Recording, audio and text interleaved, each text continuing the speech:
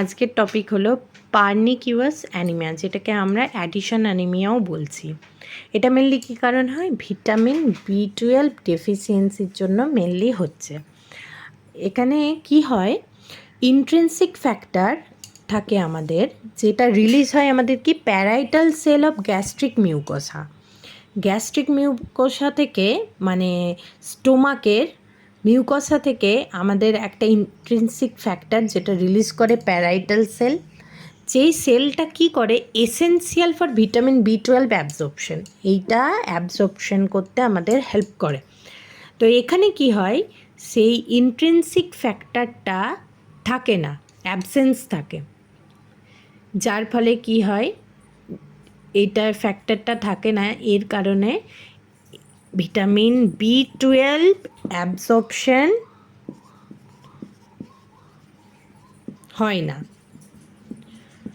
না, মানে ডেফিসিয়েন্সি হচ্ছে, হয় না মানে ডেফিসিয়েন্সি হলো।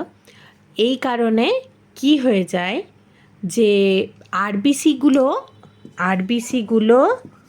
ম্যাক্রো হয়ে যায়। ম্যাক্রো মানে আরবিসি এখানে ম্যাক্রোসাইটিক, নর্মোক্রোমিক মানে ম্যাক্রোসাইটিক মানে বড় হয়ে যাচ্ছে, আরবিসিগুলো বড় হয়ে যাচ্ছে।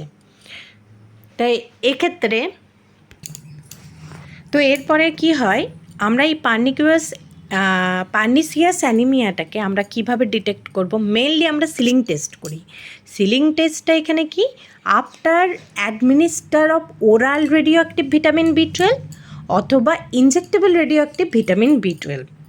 এই আফটার ওরালের রেডিও অ্যাক্টিভ ভিটামিন B12 বা ইনজেক্টেবলের মাধ্যমে দেওয়ার পর আমরা মেজার করব কি ভিটামিন B12 অ্যাবজর্পশন, যেটাকে আমরা সিলিং টেস্ট বলি।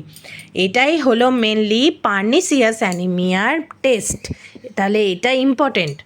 তারপরে আমরা এখানে কি ডিটেক্ট করলাম, তাহলে পার্নিসিয়াস অ্যানিমিয়া অথবা অ্যাডিশন অ্যানিমিয়া, এটাকে আবার আরেকটা কি বলে, কোবালামিন অ্যানিমিয়া।